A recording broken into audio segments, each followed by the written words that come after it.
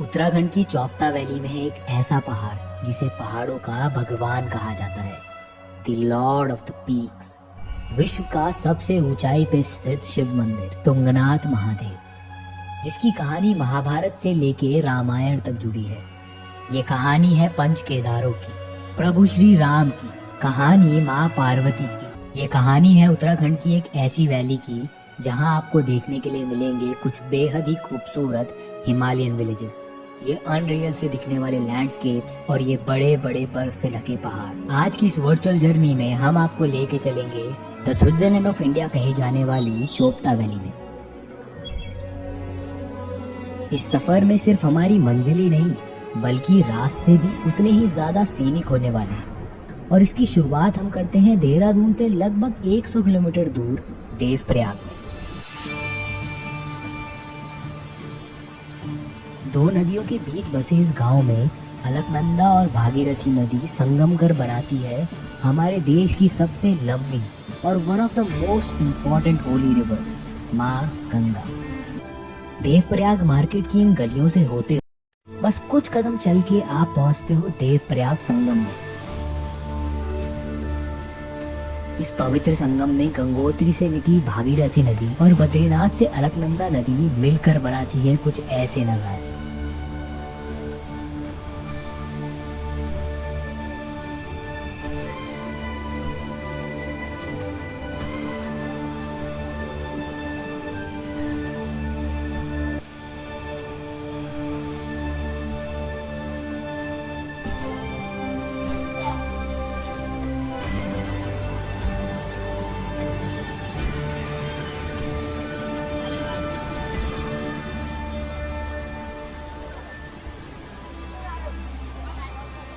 एक और ऐसा ही मंदिर है तुंगनाथ महादेव का, जहां जाने के लिए आपको आना होगा उत्तराखंड की चोपता वैली में। ये है चोपता वैली। देहरादून से 250 किलोमीटर की दूरी में इस वैली में आते ही आपको दिखेंगे शानदार लैंडस्केप। इसके साथ ही ये बड़े बड़े पहाड़ और यहाँ की ताज़ा हवा।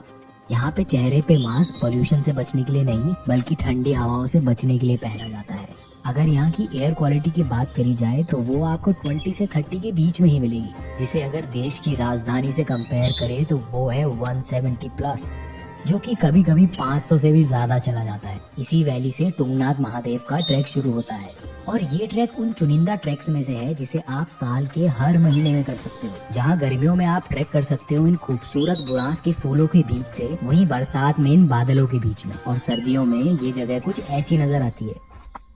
कहने के लिए तो तुंगनाथ चंद्रशिला का ये ट्रैक बस 4 किलोमीटर का है, लेकिन कुछ देर में ये रास्ता काफी स्टीप होता नजर आता है। तो भले ही बाकी ट्रैक्स के मुकाबले टाइम यहाँ आपको कम लगेगा, पर एफर्ट्स पूरे लगेंगे। और वैसे भी तुंगनाथ का अर्थ है पहाड़ों का स्वामी, यानी कि लॉर्ड ऑफ द पीक्स। अब जिस पहाड़ को पहाड़ों का राजा बोला जाता हो, वहाँ पहुँचना इतना भी आसान नहीं होगा ना।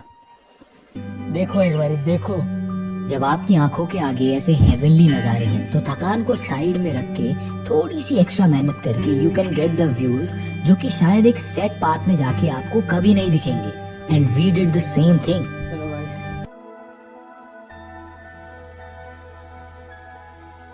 ध्यान से देखिए इस जगह को, है ना बेहद ही खूबसूरत। लेकिन क्या कभी आपने ये सोचा है कि आज से हजारों साल पहले विश्व के सबसे ऊंचाई पे स्थित शिव मंदिर को कैसे बनाया गया होगा? कहते हैं कि इस मंदिर को पांडवों द्वारा बनवाया गया था।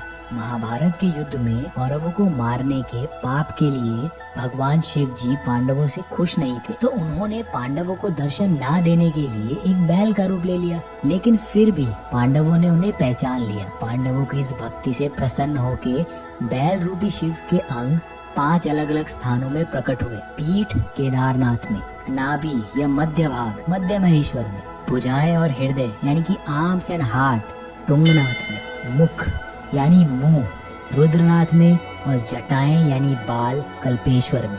इन सभी 5 स्थानों में पांडवों ने मंदिर बनवाए, जिनको आज पंच केदार के नाम से जाना जाता है, और तुंगनाथ उनमें से तीसरा केदार है।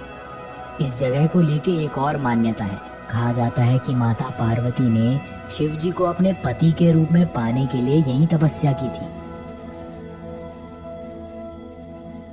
इन खूबसूरत नज़ारों को देखते देखते कुछ देर और ट्रैक करने के बाद फाइनली हम पहुंचते हैं टुंगनाथ मंदिर में, और वहां पहुंच के मानो सारी थकान खत्म हो जाती है। टुंगनाथ से चंद्रशिला है तो बस 1 किलोमीटर की दूरी में, लेकिन इस खड़ी चढ़ाई में आपको ऐसा लगेगा नहीं। पर ट्रस्ट मी, अगर आपको जानना है कि क्यों इस जगह को लॉर्ड ऑफ द पीक्स कहते हैं, तो आपकी थोड़ी सी मेहनत पक्का वर्थ इट होगी।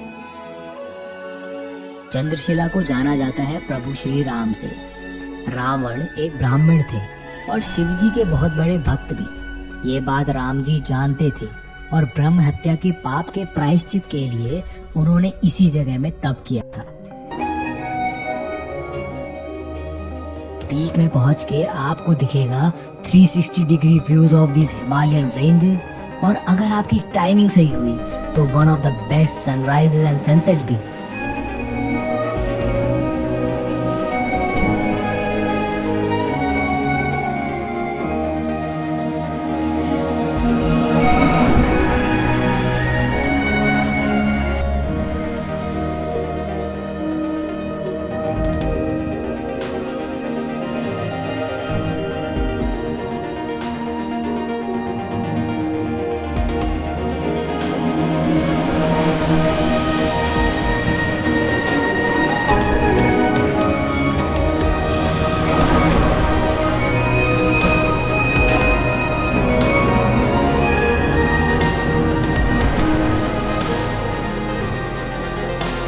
उत्तराखंड को यूं ही देवभूमि नहीं कहा जाता। महाभारत से लेकर रामायण तक का इतिहास जुड़ा है इस जगह से। महाभारत से जुड़ी एक और बेहद ही खूबसूरत जगह यही चोपता वैली के बहुत पास है, देवरिया ताल। उत्तराखंड की इस लेक में खुद देवी देवता स्नान किया करते थे, और आज तक भी इस लेक की गहराई को कोई नाप नहीं पाया है। लेकिन वहाँ हम आपको लेके चलेंगे अगली वीडियो में।